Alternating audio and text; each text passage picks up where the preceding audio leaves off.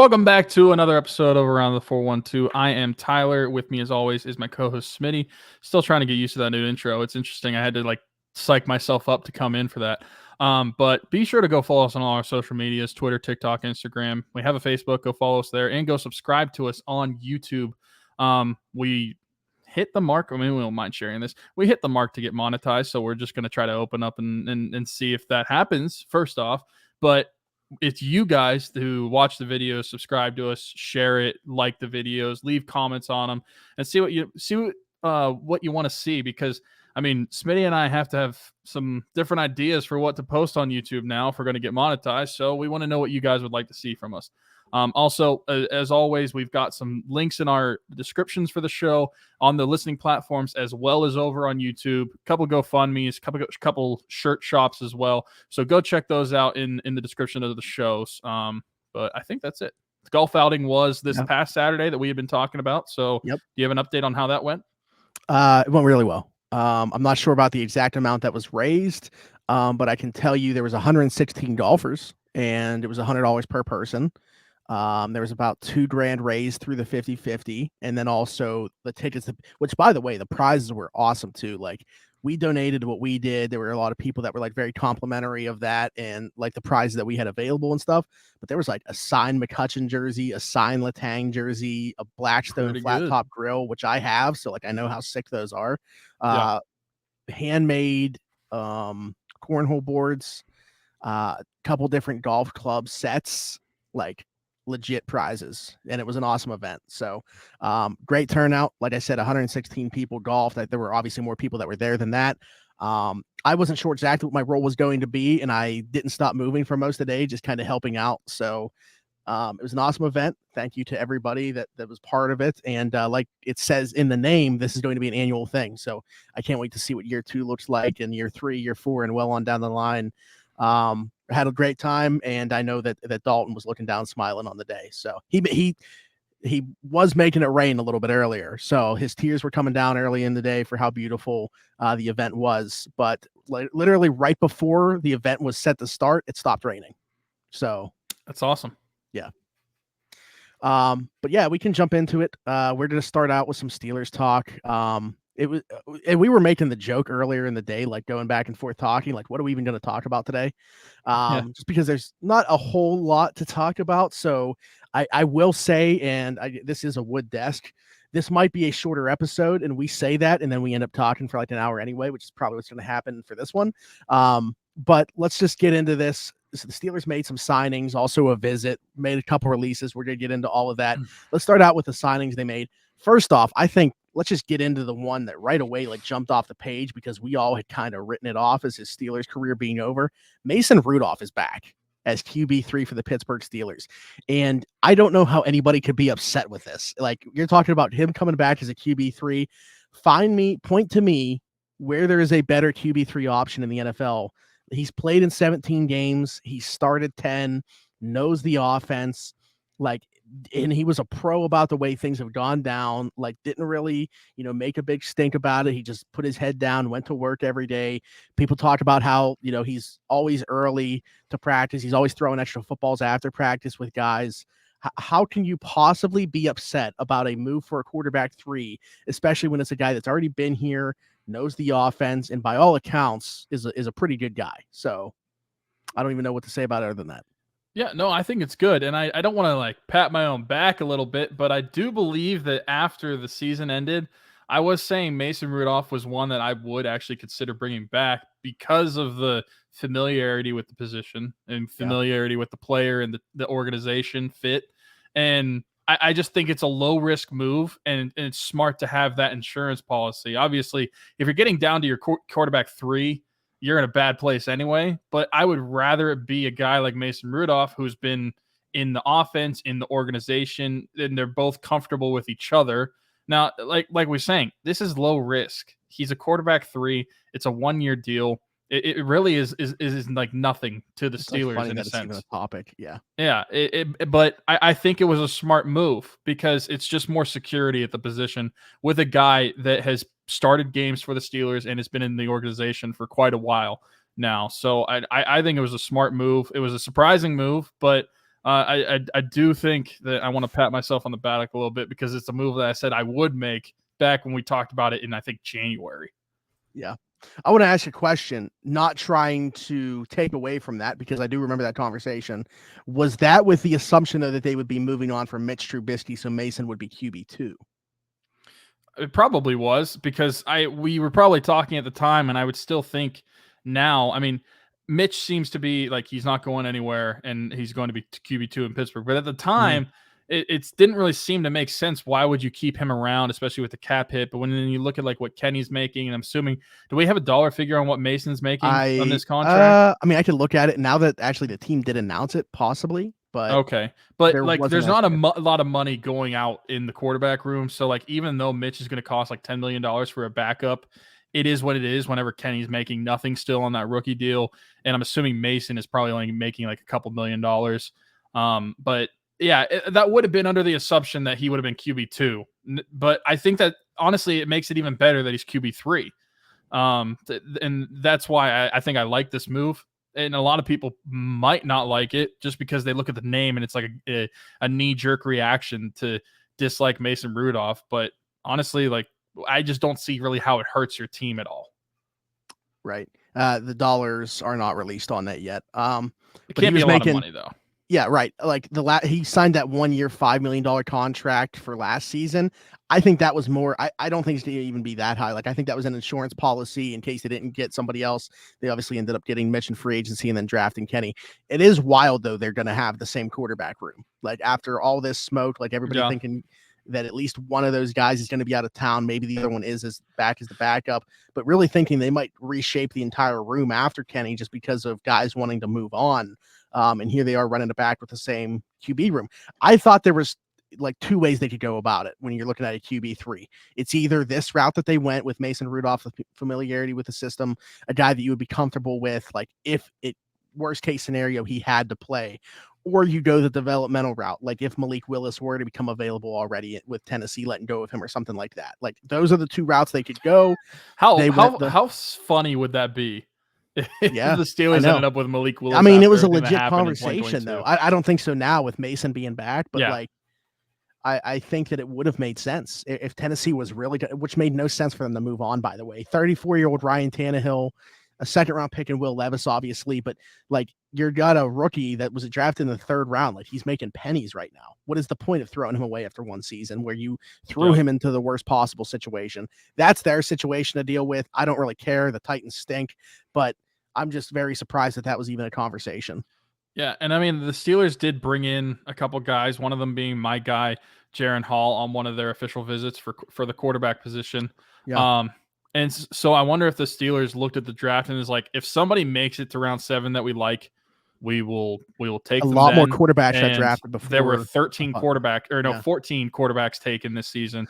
So maybe that was the thing, the tipping point for, okay, we can't get one of the guys in the draft that we were looking at. Let's just go with who we're familiar with, because there's really not else out there in free agency.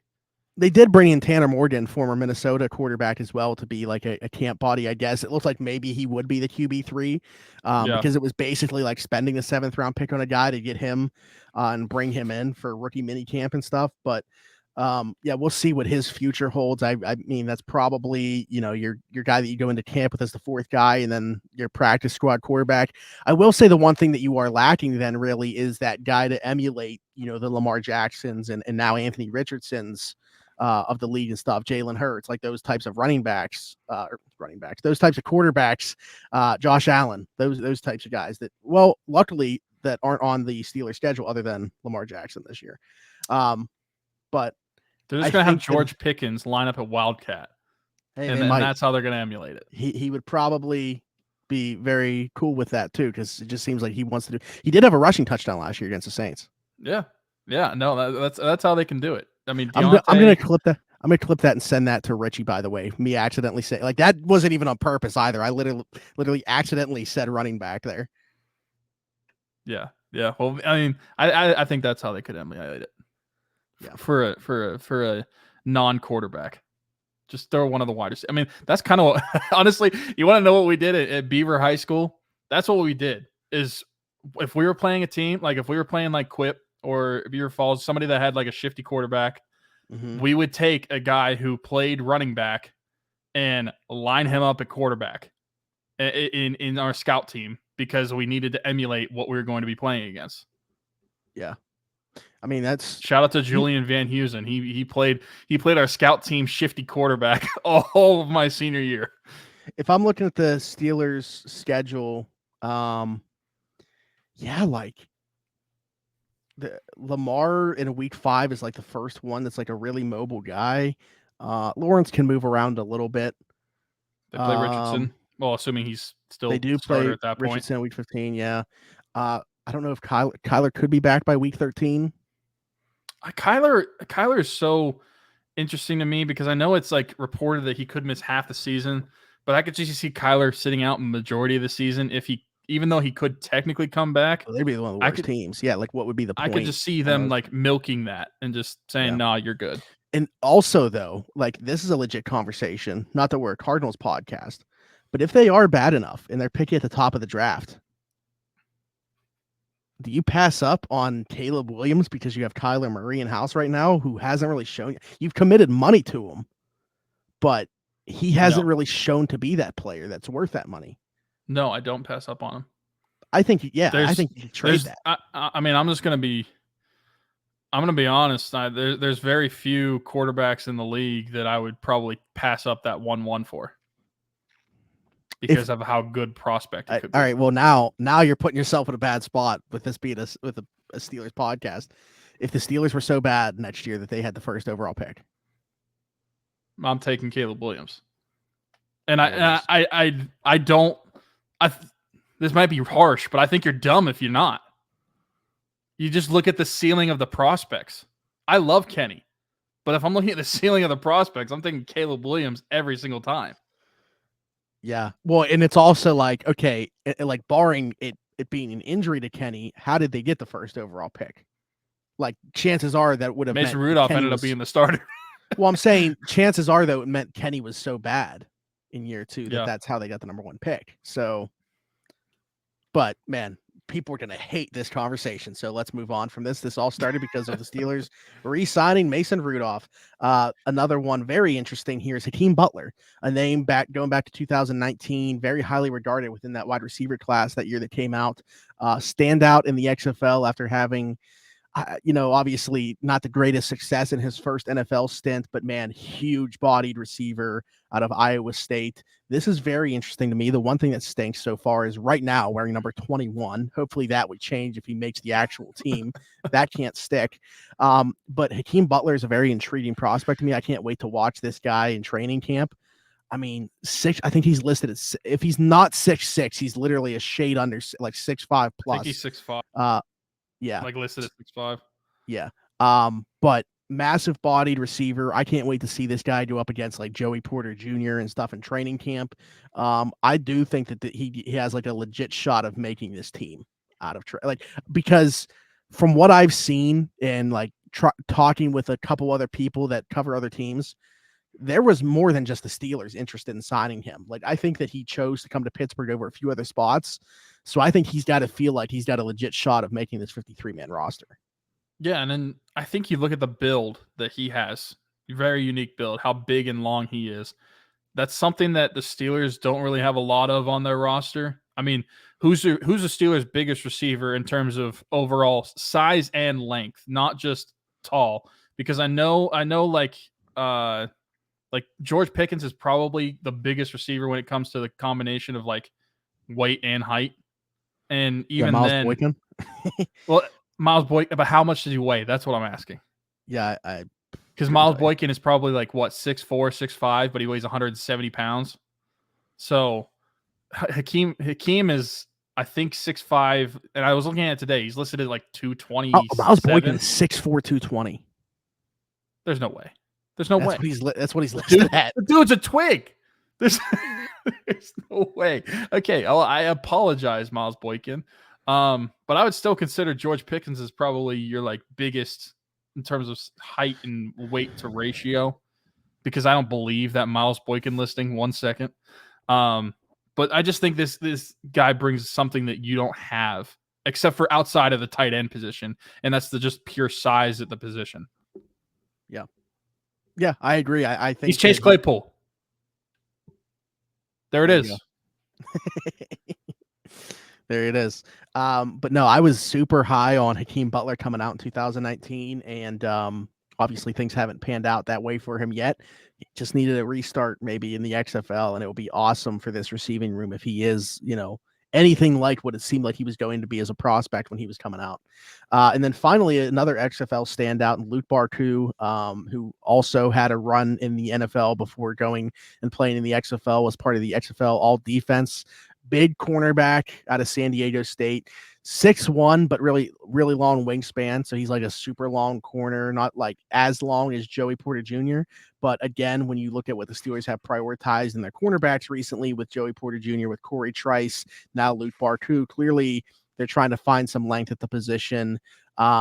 This is an interesting one to me because I don't feel as confident about him making the roster necessarily.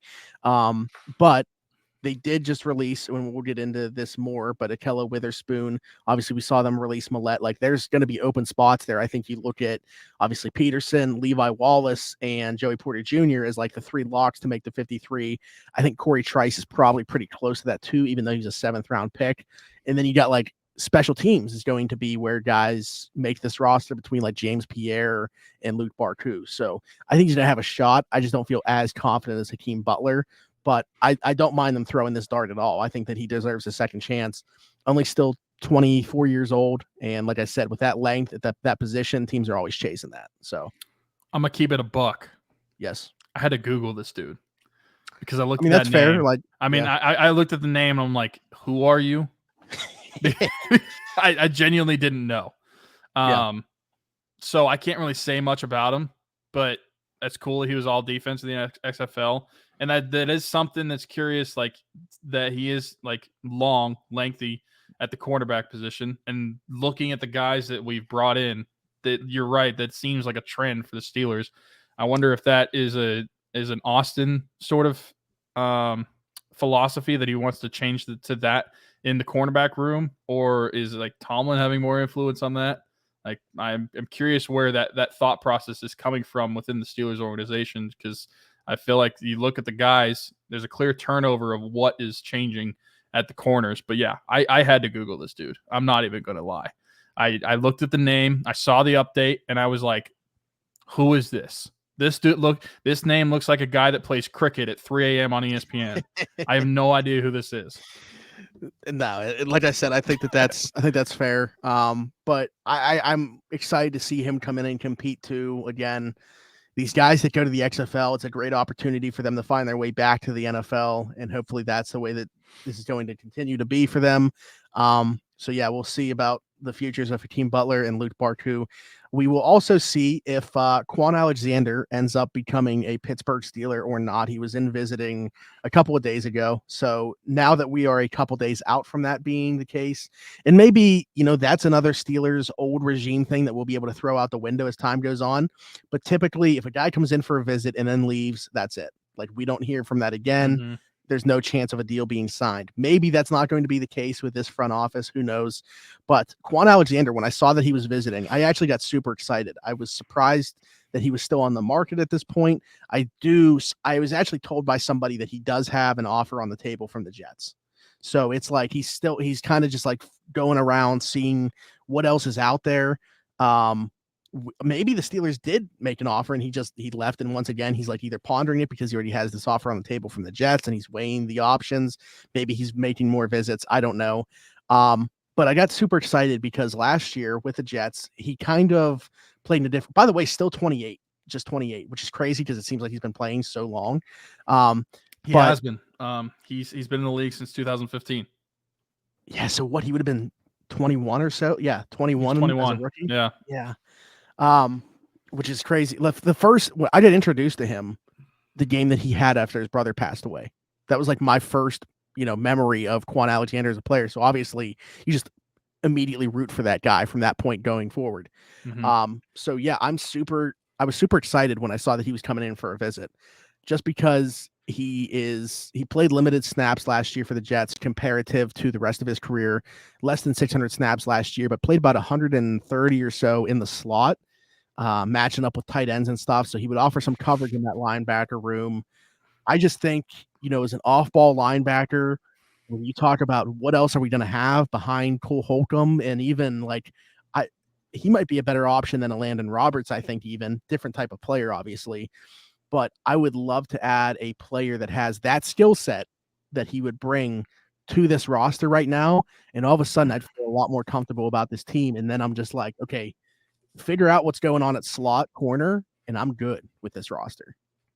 Yeah, no, I agree. I think this is a guy that I would love to bring in because you look at the linebackers, and I mean, next man up is Mark Robinson, which is I'm okay with. He played good in some might actually snaps be last year. Keanu Neal because he's primarily a linebacker now anyway. Okay. Yeah. But anyway, the depth isn't there at middle linebacker, and I think that's one area on the defense that they could definitely improve upon. Because there is such a big turnover from last year. Mark Robinson is one of the only guys that is a stay from last year. Everybody else that had significant snaps is gone.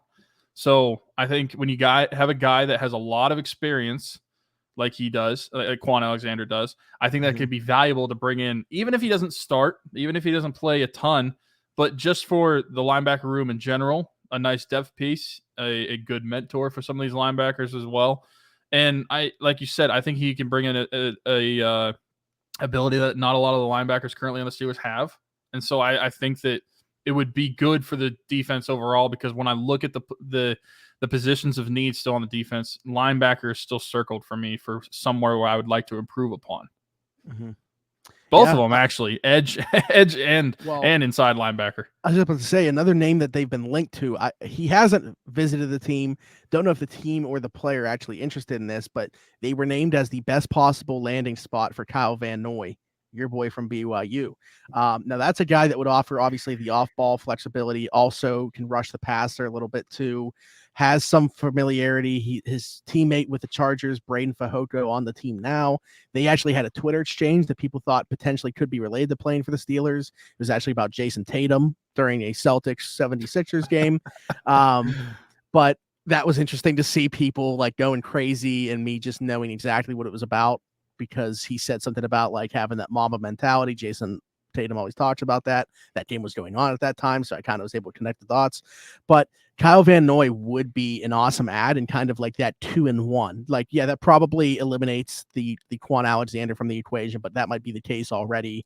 I briefly brought up Kyle Van Noy last week when Daniel was on here, but we really didn't touch on the idea of it at all. But man, like, sign me up for that, because you're killing two birds with one stone in terms of roster needs. I would love it. I would. Omar Khan, if you ever, I would never ask for anything ever again if you bring in a guy from BYU. And not only a guy from BYU, but a guy from BYU that can be productive. I will never ask you for anything again. Yeah, he's like 32, but this week. I'll never ask you for anything again this week, because I was definitely going to have asks throughout your tenure as GM. But Jaron Hall hits free agency. Listen, I have been a patient Steelers fan that is also a BYU fan. Mm-hmm. You threw me a bone last year and drafted Kenny Pickett. Now throw me a bone and get me my BYU itch out of the way. I think it's a smart move. Like you said, that brings versatility where he could play inside and outside. It's a good depth piece to have. I mean, just like Alexander, I think I'd prefer Kyle Van Noy unbiasedly. But I do think that would be a smart move. Yeah, I would take either one, but if it were just like, okay, you can pick one to add to the team, I'm picking Van Noy just because of his ability to rush the passer too. Yeah, I mean, like we've asked this before. One of your top two go down. What are you doing at that position? Like, who is your next man up? Is it going to be Herbig already? Like, we've talked about, we don't even think he could play it. He might not even be playing edge, and he could be playing off ball. He might be the next man up on the inside. So the Marvin Leal was like strictly an edge rusher last year. So who knows? Yeah, because he's just kind of a tweener. You don't know what to do with him. Yeah. I don't know what the answer is there, but yeah, that's something that certainly, and I still feel like I mean, every team's going to do it. We're going to see, as rosters get cut down and stuff, especially now that it's just like that hard cut from 90 to 50. Like, you don't have these Yeah. days anymore. It's just bam. You just have your roster 53 guys. There is going to be a huge influx of guys that are all of a sudden free agents that you wouldn't expect to be.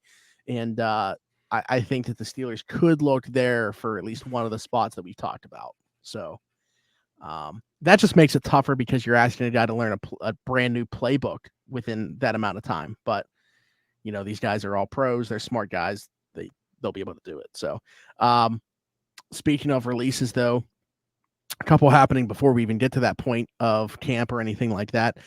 Arthur Millette and Akella Witherspoon, both released over the last week. Different situations. Millette asked to be released because they couldn't come to an agreement on a restructured contract. It sounds like he was looking for more money.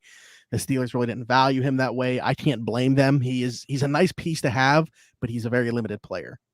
You're asking him he's a slot corner that really can't cover. So you're asking him to play around the line of scrimmage, help out in the run game, obviously, maybe every once in a while, like send him on a blitz, like very Mike Hilton-like from that aspect in terms of his ability to contribute in the run game. But again, not much in coverage, and we saw teams take advantage of that all last season. And then the Witherspoon one, there's no, but like cornerback can be a very hot and cold position in general. But man, he is the definition of hot and cold. Like the way that he finished 2021, dude looked like a top 10 corner that last, month and a half or so. We were excited about bringing him back to be a starting corner in 2022. And then he fell off a cliff. He was bad and he was hurt. Not a great combination. So the move saves them $4 million, like a $1.5 million dead cap hit or something like that. Still, this move always made sense to do.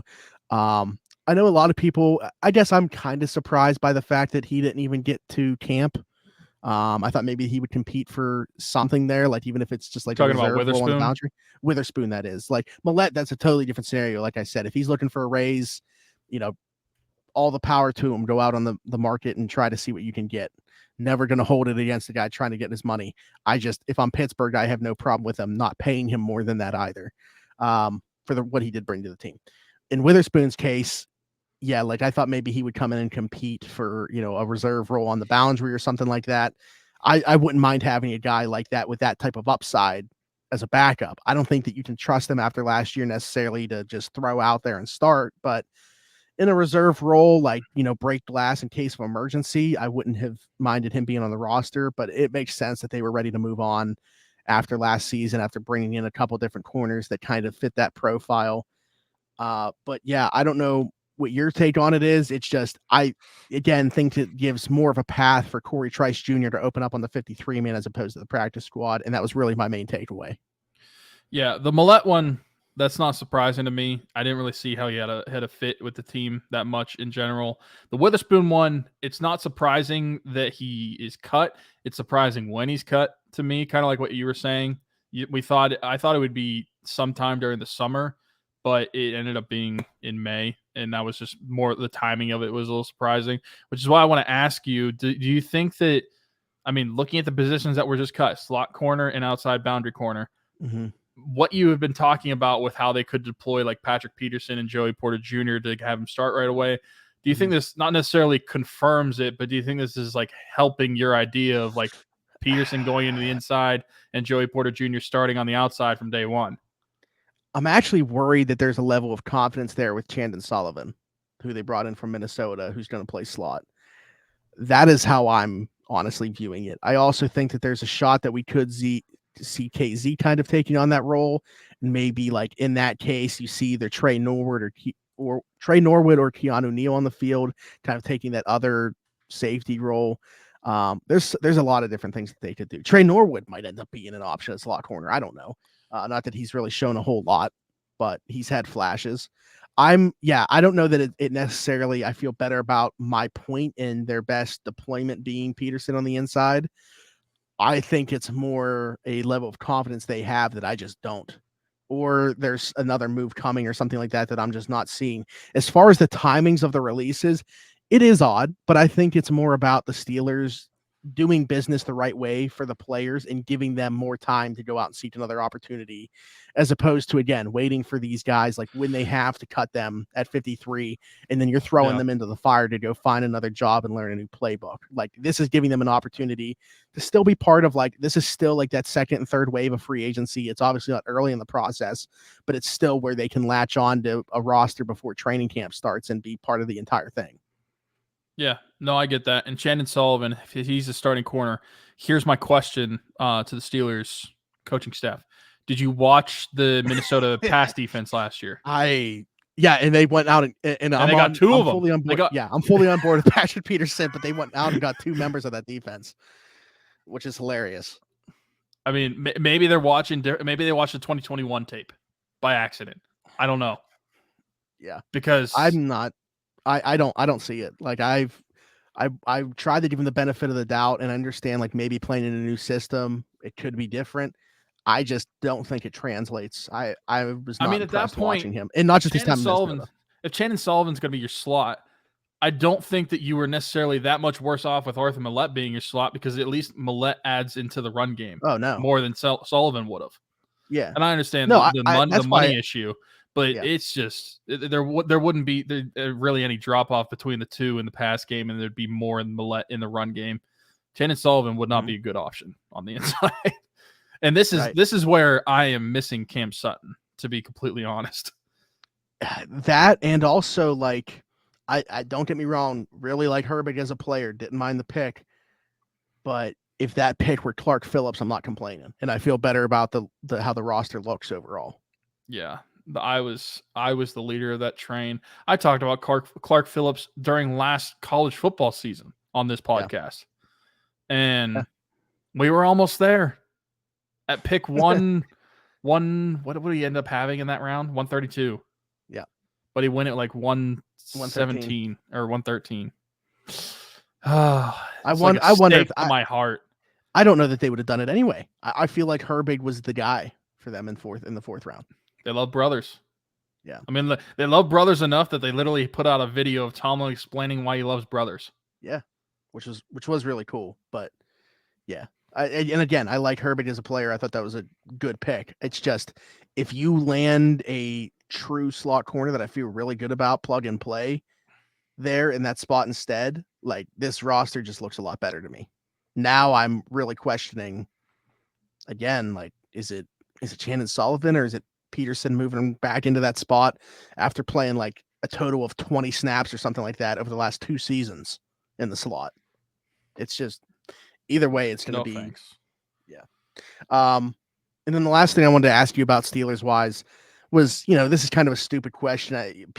We talked about how wild it is. It just shows how much the NFL is king, that people get so excited for the schedule release. And don't get me wrong, I am one of those people, just because, like, I like to start playing. Even though we know the opponents. Right. But if you've ever seen the movie Fever Pitch with Jimmy Fallon and Drew Barrymore, how, like, he has his friends come over and they, like, pick their games out and they, like, make plans for what they're going to be doing for all these. And that's obviously 81 as opposed to 8 or 9 for the Steelers. But the allure of doing that, like, I don't think I'll ever be able to express to people how much I love Steelers Sundays and just the weekend leading up to them, home games in general. When I got friends coming in that maybe don't even live in Pittsburgh, and we go out on Friday or Saturday and then go to the game on Sunday, like, it's an experience. And I absolutely love football season. He's a season ticket holder, by the way. Yeah, casual season ticket holder. But it's a huge part of my life, and that's why. So I look forward to the schedule coming out, because that means now we start planning it. So that, for me, is personally why I love that. Also, by the way, broke some of the games. No big deal. I was the first one to put out NBD. Yeah. But where was I going with this? Oh, no. I was going to ask, when the schedule came out and you saw it, was there anything that jumped off the page to you? I don't want to spoil it and say, like, what I was thinking, my original thoughts, but was there anything that jumped off the page to you about the schedule, whether it was at, like, time slots or, a certain amount of games in a row, away or home, or anything, like who they're opening up with in San Fran? Okay, there's a couple things, actually, a few things that jumped off the page. Number one, they're opening at home. for the first time since 2014. It's been a long time, and I don't really. Is there an explanation why that is the case? The parking situation, like the Pirates have been like, what it might be crazy to say that the Pirates are taking, because they share leasing for the parking lots and stuff. So does the league know how many people go to Pirates games? I'm pretty sure both they teams will be able to. The NFL's sure you can still go to the Pirate game and the Steeler game, and the parking situation would probably be fine. Well, think about it though. Even like now, this isn't because of the Pirates; it's because of the away team that's coming here. But they play on Monday night week 2 because if they were playing on Sunday, the Yankees are in town playing the Pirates. Okay, well, at least that's a team that could travel and is going to get fans from anywhere. Mm-hmm. But yeah, so San Francisco week 1 at home, that stuck out to me. Another thing that stuck out, early bye week. You get a bye week in week 6, which I feel like we've had later bye weeks in the past several seasons. At least 2 players are very upset with the bye and other stuff that I'm going to see if you bring up. If not, I will. Okay. So there's a 3-game home stretch. Yeah. Which that's I'm fine with that. I just feel like is unique. I don't really like I don't know. I haven't gone to a lot of Steeler games in my entire life, but you have. So can you think that's never happened? It's never happened. It's never happened ever? Not with the Steelers.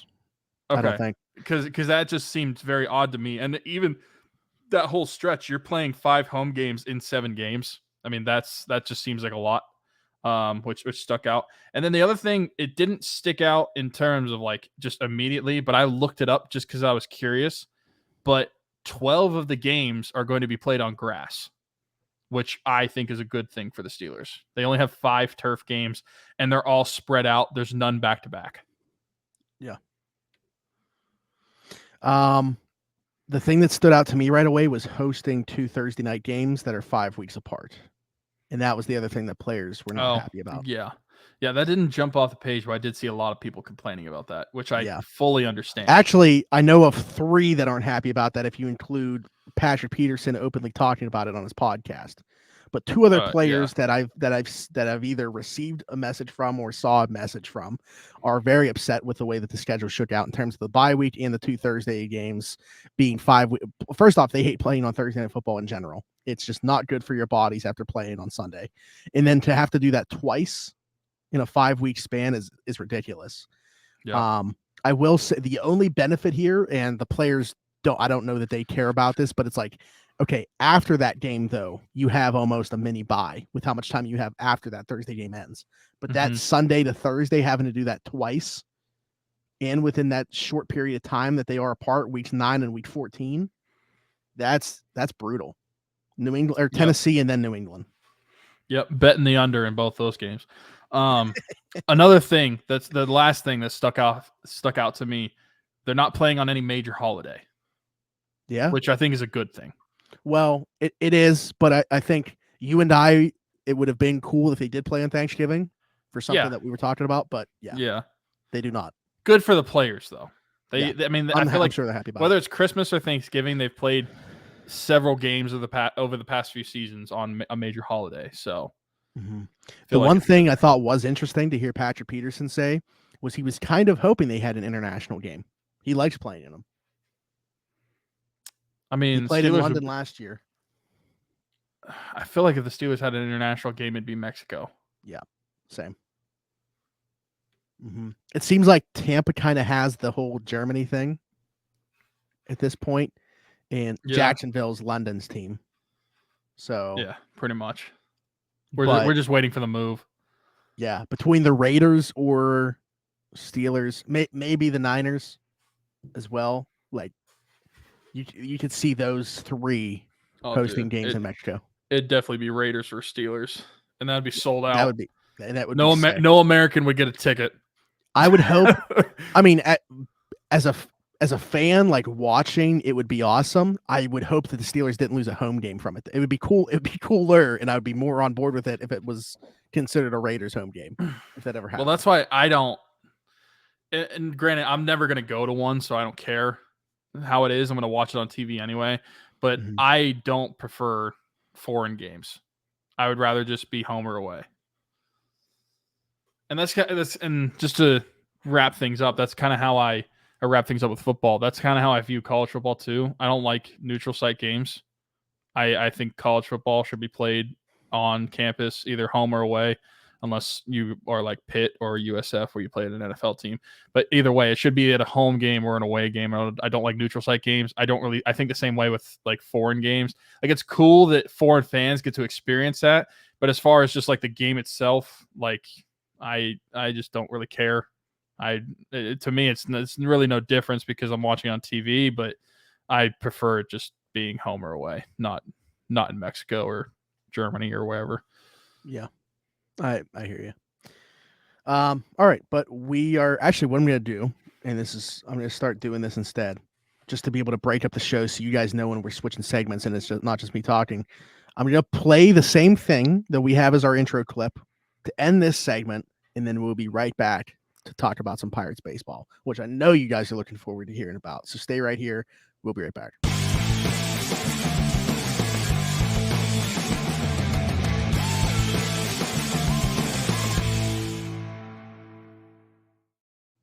All right, welcome back to Around the 412. I'm Smitty. That's Tyler. The Pittsburgh Pirates broke out in a big way on Wednesday afternoon against the Detroit Tigers, scoring 8 runs in an 8-0 victory. Rich Hill was fantastic on the mound. Obviously, the bats kind of broke out in a big way. Like I said, Rodolfo Castro getting back into the starting lineup, leading the charge. But it hasn't been a good May in general. I mean, they scored 8 runs in this game. It seemed like they had scored 8 runs in total leading up to that in the month of May.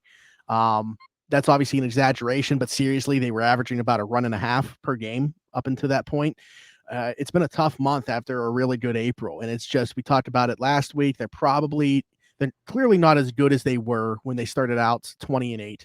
It's hard to believe that they could be this bad. They're probably somewhere closer into between those two. It's just really hard to pinpoint where this team is. And it's frustrating that it doesn't seem like there's much urgency to help out what is currently on this roster with guys that are like legit potential pieces of the future from the minor leagues. I mean, you're bringing up guys like Chris Owings and Josh Palacios to help. Like, those are your solutions for this roster right now. Yeah, like, I mean, I'm not trying to discredit, like, he was tearing it up in AAA, but he's a 27-year-old non-prospect who was taken in the minor league portion of the Rule 5 draft. Like, what is the hope there? Like, I don't understand where this organization is just lacking an identity, in my opinion. Like, what do you want to be this year? Like, if the goal is to compete, show it. You started out great this year, and you had a lot of people buying into, okay, maybe they are already there. Maybe it isn't going to take until 2024 like we thought. Maybe they're ahead of schedule. And then you fall off the cliff the way that they did. And I know the O'Neal Cruz injury was going to impact things, but whose fault is it that they were only rostering one actual major league shortstop? Like, now you have guys, either Chris Owings, who can't hit his weight, but is good defensively, or, Tucupita Marcano, who I like as a player, but doesn't have the arm to play at short, or Rodolfo Castro, who can't defend there. Ji-Hwan Bae can't defend there. No matter what, you don't have a good solution there because you didn't roster more than one major league shortstop. And also, a huge gripe that I have, I'm back on the train, and not that I ever like got off of it, but I'm 100% back on the train of the Pirates having the worst hitting coach in Major League Baseball, and Andy Haynes. Don't know why he was hired with the work that he did with the Cubs and Brewers prior to that. But it's easy to be the hitting coach when things are going well, like they were at the beginning of the year. When things get rough and guys start searching for answers and need to make adjustments, that's when you show how good of a hitting coach you are. This entire lineup has been in a slump. Where is the answers? Who does that fall on? There needs to be some accountability here. And also, is it just a coincidence that this team just completely fell off after Shelton got his extension? That's true. That's true. In the month of May, the Pirates are 2-11. And if you want to extend that out to the last game of April, they are 2-12. We've said it on the past couple shows during the month of May. Wait, no. Wait, is it the 2 wins were well, they won today. Yeah. Okay. So no. So it was their third win. 3-11. 3-11. I wasn't including today. Yeah, because I wouldn't just say about the other, like Mitch Keller's dominance is really what the only reason they won those. Their other two wins were Baltimore, Colorado, Colorado. Mm-hmm. But it's frustrating from a point of like, so you do all these things like Brian Reynolds gets suspended when you're playing good, which should have happened anyway, either way, but it happened. Derek Shelton gets an extension, but then as soon as you fall off the cliff and you're playing poorly, nothing is happening from management. I'm not saying they need to fire people necessarily, but even roster moves aren't. It's like hush silent. And what I don't get it. Are they really just trying to buy time until June to bring people up? Because if that's the excuse, that's a damn bad one. Because you have both. They're not serious. They're a very unserious program. But you have Endy Rodriguez and Henry Davis crushing it in the minors. And I say Henry Davis just because I feel like every other highlight I see is a home run. But what are we doing here? Like, are we still waiting for June? I mean, I already know the answer. That's really a hypothetical question or a rhetorical question because I know the answer. That's a yes, because the Pirates are very unserious. And it's a shame because you got off such a hot start.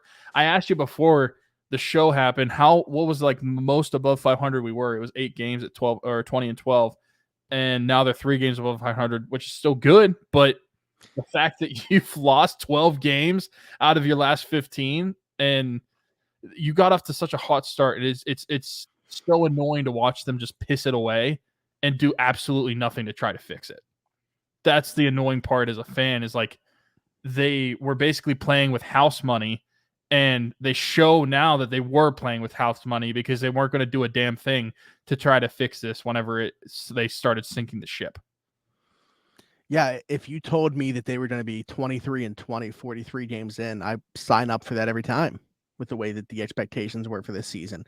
But when you watch the way that it's played out and them showing the unwillingness to take a look at the roster, take a hard look at the roster and see, man, this thing from a lineup standpoint, like just offensively, falls off a cliff after your number 5 hitter on most nights. If we're not facing a lefty and Castro's not in the lineup, it's really after your 5 hitter that this lineup falls off a cliff. And if Castro's playing and hitting 6th or whatever, then okay, you got Ji-Hwan Bae hitting 7th, who, like, okay, maybe he's going to slap some singles and bunt for base hits every now and then. He's not providing much at the plate. And then, you got the likes of Chris Owings and Hedges hitting after him like they had today. It's you got a black hole at the bottom of your lineup, and you got what I believe, or at least could potentially be, we really don't know until they get here, potential solutions waiting down in the minors, and them just having an unwillingness to see if those guys could provide some type of spark. Over the last 15 days, by the way, you don't have a guy batting higher than 265. Oof. And what about on base percentage within that time? On base percentage, Kutch still has a 359 on base percentage over the last 15 days. I don't know if that's including today's stats, but I'm on MLB.com. But Kutch is also the one with the 265 batting average over the last 15 days, which is essentially the whole month. But yeah, I mean, when it comes to guys that are above 300 in on base percentage, you're looking at Kutch at 359, Rodolfo Castro at 321, Jack Suwinski at 310, which there's such a his batting average is over double his or is less than double his on base percentage. It is 147 batting average and 310 on base percentage, which I guess is better than nothing. But I mean, Ji-Hwan Bae 278 on base percentage, Ke'Bryan Hayes 286. Ke'Bryan, I can't figure it out. He hits the ball so hard. He's the king of atom balls. He hits the ball. Brian Reynolds is struggling a lot too. 255. Yeah, on base. He did have 2 hits today. So I'm not sure if that includes that, but I don't know. Hopefully today was a sign of. And then Santana 308 over his last 13 games. But you're just looking up and down this lineup over the last essentially month. or during the month of May, and you can see a steep drop off from where they were in the month of April. And it's not just like one or two players. It is everybody all at once, the entire team, and not just hitting. We're talking about defense too. We're talking about pitching and in the starters and the bullpen. It is top to bottom. This team just drove in a car and fell off a cliff from where they were. And the team, in terms of management, is doing nothing about it, which is the most frustrating part because I can watch losing baseball. I've done it my entire life. But to see a team win as much as they did in April, fall off the cliff that they did, and now the team can potentially drag themselves out of it, but it doesn't seem like management is caring. Well, that's what Pirate fans have been complaining about for years, that you just don't truly care about this team. That's the problem that Pirates fans have with the organization. And it would be nice to they threw us a bone extending some people, but after the Shelton hire or after a Shelton extension, they haven't done anything to show that we should still have faith in the team. And that's the most annoying part. And I guarantee that someone's going to be called up in June that should have been called up right now. Yeah. Well, I just want to take that extension talk and parlay that into talk about Mitch Keller, who logically would be the next guy to extend if you were going to anybody. That price tag probably continues to increase with every pitch that the guy throws. National League Player of the Week with the 2 starts that he had. He's just been fantastic this season. Probably one of on that short list right now for NL Cy Young. I think, if the All-Star game was tomorrow, him and Bednar are probably the Pirates representatives. He's just been fantastic. And it's great to see this has been the long game for him, really watching his career slow play here in Pittsburgh. And we've seen him go through everything, all the trials and tribulations that he has to get to this point. There were, points where we said shouldn't be a starter. He goes to the bullpen. That actually did happen just last year. He went to the bullpen for a brief period of time. There were points where we didn't want him on the roster anymore, ready to throw him away. Just the inconsistency. And we were like, remember, at one point we were like, oh, best case scenario, he ends up being like a number 3 or 4, like best case scenario. And look at him now. So obviously just awesome to see. I would be very curious what an extension looks like, but it's not my money. I am 100% on board with extending this guy. I actually think a decent comp for that extension could be Logan Webb of the Giants, who got 5 years, $90 million on his extension. I mean, sign me up for that every day of the week in terms of a Mitch Keller extension. He deserves it. Again, everything that he's, gone through within this organization, just kept his head down, kept working to get to this point, and he's finally arrived. I don't think that there's a way questioning anymore. This is legit what he's doing. 5-1 this season as a starter. He's pitched in 9 games, 2.38 ERA, which is lowest of his career by far. I feel like the lack of walks is honestly the lack of walks. He's only walked 14 guys in 9 starts, and in those 9 starts, he's averaging over 7.5 strikeouts per game. He has 69 strikeouts. Nice in 9 starts. He's put it all together. Not only is he just developed a 4th pitch, but he's putting it all together in carrying this starting staff. This is the Mitch Keller that we talked about when we were doing this show 5 years ago that we were wanting to see when he gets to the big leagues, which is crazy to think about. And it's right. You're right. For several years, we really harped on Mitch Keller a lot. And honestly, deservingly so at the time. He was not showing a lot of promise. I don't think that we were wrong in doing so. It's just a credit to him to dig himself out of that. I think that it's really good for him to get himself out of that. It's really impressive to just kind of keep working at your craft and to see what he's got today. Was it in the Athletic or which? I don't know. Maybe it was MLB or ESPN. He was number 4 in NL Cy Young rankings. Yeah, I saw that. Of current players, which just speaks to how well he's performing this year. And he has been one of the pleasant things during this month of May. Whenever it's been a bunch of bad for this team, you have Mitch Keller and his starts that have been really good. I mean, he had a complete game. He had the one game just a couple days ago where he had 13 or was it 14 strikeouts, 13 strikeouts. I forget which one it was. 13. I mean, this guy has been giving in quality starts every single time he goes out on the mound. It's been a joy to see, honestly. And yeah, we talked about who is next. It is Mitch Keller. I think that you've covered your bases. You got somebody from the infield. You got somebody from the outfield. Now you need to get somebody in the pitching staff. And that guy in the pitching staff is Mitch Keller. I think he's shown that he deserves it. And like you said, that number is just going to go up with every pitch he throws, assuming he stays the same. So this is something that the Pirates are probably going to want to jump on sooner rather than later if they're going to want to be able to extend him. Because otherwise, I feel like we might get into a situation where we're not going to extend him because he's going to price himself out of Pittsburgh and he's going to play out his tenure and then be traded eventually. But I think the Pirates should jump on it. He's been a really good starter this year, a really pleasant surprise. And like you said, we said this guy was going to be ideally a really good number 3, and he's the clear-cut number 1 in Pittsburgh right now. And it's been awesome to watch him pitch this year. Yeah, I mean, they had him at number 4. That was MLB.com, by the way. I was just looking at it. Yeah. But yeah, I think you look at the type of season that like Spencer Strider's having, Zach Gallen, those guys are all kind of in the mix. I can't take away from them just to give to Mitch, but he definitely belongs within that for sure. So it's just been awesome to see that growth and just hope it continues. And yeah, you would absolutely love to see an extension get done.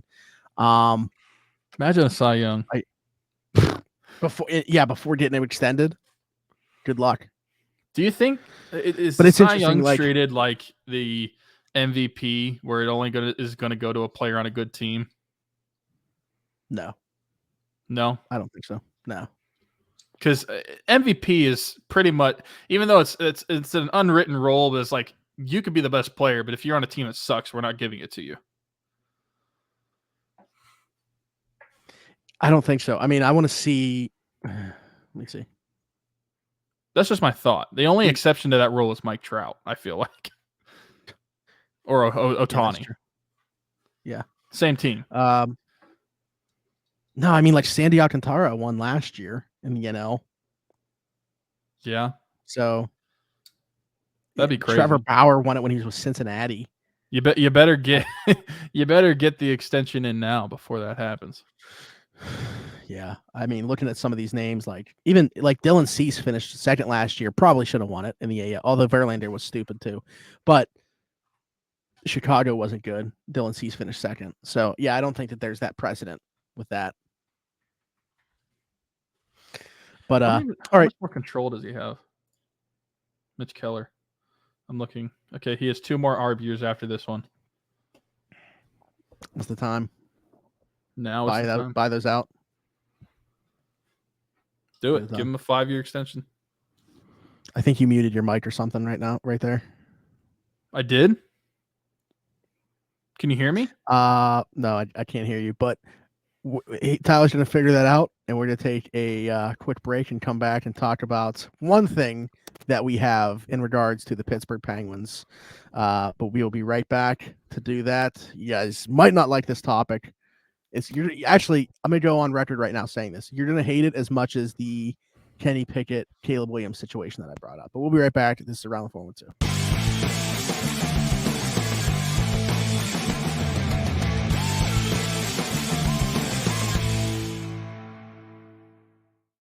Am I back? All right, and welcome back to Around the 412. I'm Smitty. That is Tyler. I still can't hear Tyler. Maybe it's something with me. That's possible as well, I guess. Am I back? Did you turn if I can hear myself on the show? Did you turn off your volume, or what happened? I'm unmuting myself. I did all sorts of things. There we go. I can hear you. Oh, so was it you or was it me? Don't know, and the listeners can let us know. But that was a great moment. This is a quality show that you guys listen to. Well, actually, I think it was me. I'm not 100% sure, but I think it was me because when I played. Okay, so they're gonna hear me saying, "Can you hear me?" Yeah, they'll hear it, and I'm actually probably gonna clip it for something. But anyways, I said we had one thing to talk about as it pertains to the Pittsburgh Penguins, and that's Jake Guentzel. And I don't know that a lot of people are talking about this, but people might not realize he only has next season on his contract left. So as we sit here right now, what is your thought on the status of Jake Guentzel? Is he somebody that you are looking to lock up long term? Is he somebody that you would be looking to use as a trade piece? Would you use him as your own rental and just let him play out next season and let him walk? I think it's an interesting conversation just because, like, I had this conversation with Danny Shirey not that long ago. And the thing is, we know that Jake can put the puck in the back of the net. You even look at last year, what you would consider a down year. He scored 35 goals. Granted, it seemed like double digit of those were empty netters, but nonetheless, he finds a way to put the puck in the back of the net. However, his 5-on-5 offense has diminished each of the last 3 seasons. And same thing could be said about his defense. So where are we at with Jake Guentzel as we stand here today? Because obviously he could go out and light it up in next season, which we hope happens, and change this conversation. And we're like, yeah, let's throw him, between $7 and $8 million a season. But as we sit here right now, where are you at? Okay, so you threw out a couple scenarios. I'll address the one that I'm not with at all, and that's just letting him play out and walk. I don't think it's smart to just get no value out of these players if you are going to move on from them. I think you should at least try to move him if that's what they intend on doing. It's tough, though, because Jake Guentzel has been such a vital piece to this offense, this team, for several years now. I mean, it just seems like yesterday that he was making his debut in the fall of 2016. I think it was November 2nd, by the way. Yeah, just wait. I was at the game. Carl Hagelin was on the cover of the ice. What are those things called? The books they give you. Ice Time. Ice Time. Yeah, Carl Hagelin was on the cover. It was a fall issue. But anyway, I just think it's a tough thing to look at because this was brought up 2 off seasons ago or something like that. Would you trade Jake Guentzel for Tkachuk? And I mean, at the time, everybody was like, heck no. But now looking back at it, is like, yeah, I would do that if I could. Jake Guentzel plus, like, yeah. Yeah. But I think it's tough because you look at a couple things. You look at the window of contention. I think it's easy to say that Jake Guentzel is Crosby's best ever line mate that he's had. He's the best line mate that Crosby's played with. And for how much longer you have Sid, are you going to want to touch that? Are you going to want to affect that? Now, Sid has 2 more years left on his deal. You would assume that he's going to extend at least another 2 to 3 years after that deal is up. At least that's what I would think happens. But I guess that's up to Sid. He might not be playing too much longer. But also, Jake Guentzel, when you look at whether you want to give him a contract or not, he is going to be, by the time that contract would kick in, 30 years old. And we've been giving a lot of players around that 30-year-old mark a lot of long-term contracts. As the oldest, we opened up the season as the oldest. I don't think we finished the season as the oldest team in the league, but we opened up the season as the oldest team in the league. I don't think that it could be a smart idea to just continue to stay old. I don't necessarily think it's a bad idea to entertain the thought of trading Guentzel. Now, I don't think that you're going to give him away for nothing, obviously. Like, if Jake Guentzel is a type of player you're going to want to get a really good package for if you do intend moving on from him. But I'm open to the idea, depending on the package. And part of that is because I look back at that conversation we had a few years ago, and a lot of people were having on Penguins Twitter and everything about Matthew Tkachuk. And looking at what people said then, it's like, well, if we could do that over, I'm making the trade. But I just think it's a really tough spot because what if Sid signs another extension? Are you really going to want to take away his best winger? That's another hard part about it. If you're going to want to stay in contention, I feel like Sid is going to be the one to say, I want him around more than anybody else. And I don't know how, obviously Sid's a professional, but trading away the best winger he's ever had, that might not sit well with him either. And so it could be smart for the future of the franchise just because it would make you a little older. And as you're saying, the analytics show that he is diminishing at these 5-on-5 metrics, but who knows? He could have a great season this year and score 40 plus goals again. And he did lead the team in goals this year too. Yeah, 36, right. I think. But I just think there's a lot of variables into it. It's not as simple yes or no. There's different ways you could look at this. Yeah, and another reason that's tough is just like maybe this is stupid and you can't get like attached to these guys, but he's a homegrown guy, a third round pick that turned into more than you would ever think a third round pick would turn into Yeah. for this team. And it'd be tough for him to, for me to see him not finish his career in Pittsburgh. Like whether he seems like the type of guy that you thought would play out his entire career in one place or not, just like I don't know. We For did, me, by the way. What? Because we had this conversation on this podcast in 2019, I believe, because we were asked a question, who out of these three players do Oh, you yeah. think will play their entire career in Pittsburgh? And it was Jake Guentzel, Juju Smith-Schuster, and Josh Bell. And the other two have already left. Yeah, well, we knew it wasn't going to be Josh Bell. Yeah. And wide receivers with the Steelers, the way they turn it over. So I feel like it was almost just by default, it was Guentzel was the answer. But yeah, that's true. I do remember that now that you're saying it. But yeah, I don't know that I would consider that necessarily a variable, but it's something that I think about. I don't know that the team does, especially when it's not like, the people that drafted him or anything like that. But, it is always cool that was for Ray Shiro. a homegrown guy, to be able to play his entire career in one place. And I'm sure he Plus, thinks about that too. Like after this core is gone, like we know that their years are limited. There's got to be some leadership left on the team, and I feel like Guentzel would be one of those guys that would be a leftover from this regime that could be leadership in the post Crosby, Malkin, Letang era. But it's really tough to think about, and I think honestly, and this is going to sound dumb because it's kind of like a non-answer. Like I would have to see the package that you'd get offered for Guentzel. If it's enticing enough, I'd entertain it. But the extension part is tough because of the age and the diminishing play as you get older.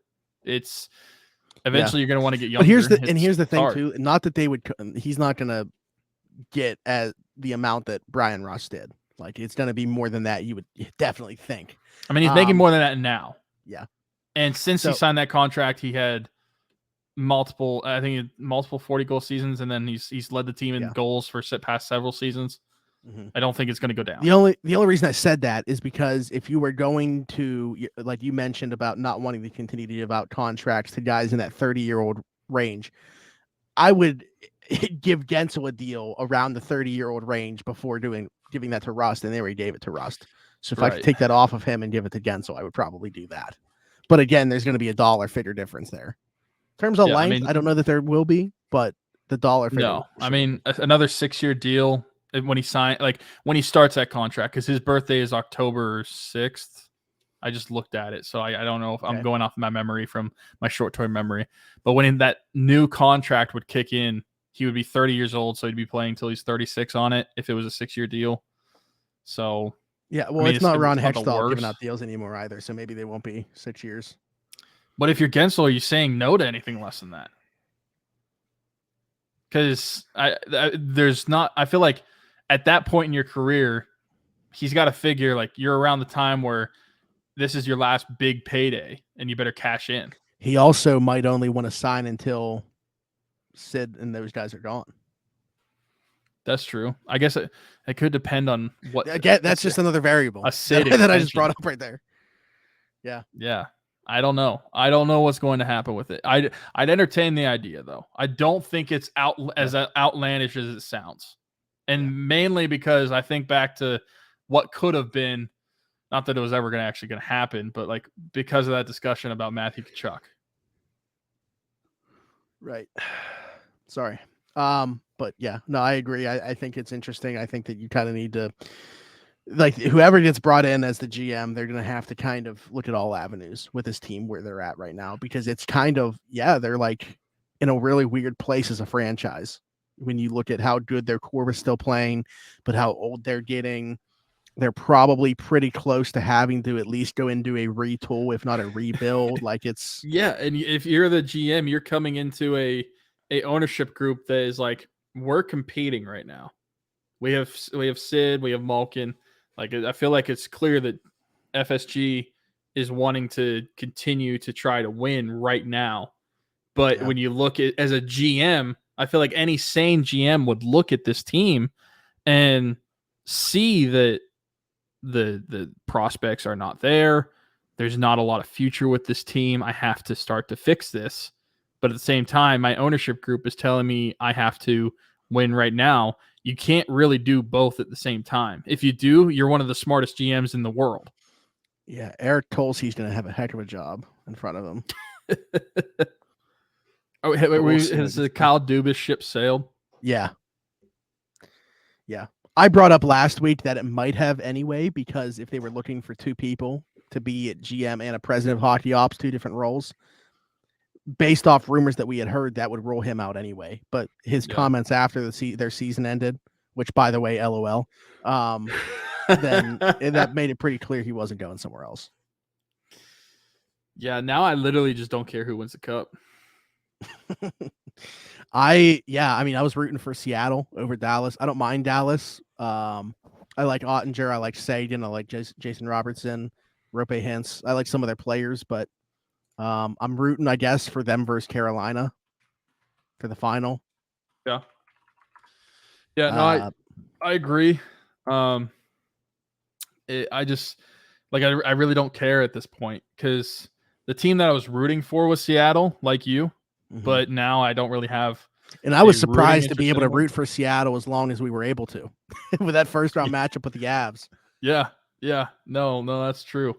But out of the final four that we have with the Canes, Panthers, Stars, and Vegas, there's not really one that I look at and I'm like, I really don't want you to win,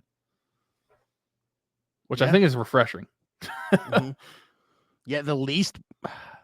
I don't know what it is. I don't like Vegas that much. Like, I mean, I don't hate them as much as like teams in the division or some other teams around the league. They to me are easily the team that I would least like to see out of the four left. And I don't know what it is about them. I literally I'm admitting right now that I don't have a good answer for you and why I don't like them. But I don't have I don't have anything against Vegas. I mean, maybe it's just is it because they have been good since their inception? I mean, but I was rooting for Seattle. Yeah, but Vegas has sustained it for longer. Seattle's in year two. Four times in the in the semifinals. I say semifinals because like in the bubble and stuff, it was weird because they were playing Montreal. Yeah. In the round before the cup, but that's insane. 4 out of 6 seasons they've been around. But that's not, I didn't even know that until just recently. I still didn't like them. So I don't know what it is. You know what? It's maybe because it's the Vegas gold. And it gives because of how they treated Fleury. Oh.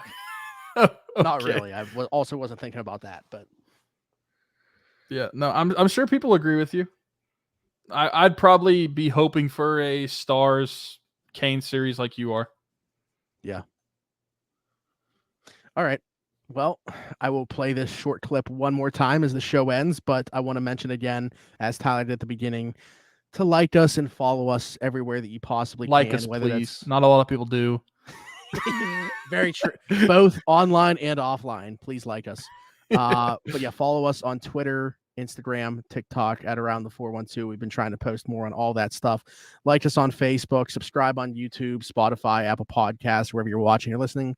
Leave us a 5-star review if you are on YouTube right now. Along with hitting that subscribe button, hit that notification bell, hit that like, leave a comment down below. Do all that stuff on any platform that you can. Check out the links in the description. Everything Custom Designs, our friend Haley Wagner's shop. You can check that out. She has some stuff that's like already in the shop, but she also does, obviously in the name, custom apparel for anything that you are looking for. Also the couple GoFundMes that we got in there. Check those out. Until next week, for Smitty, for Tyler, this has been Around the 412, and we'll see you then. Hopefully we got a lot more Pirates wins coming this week. Bye-bye.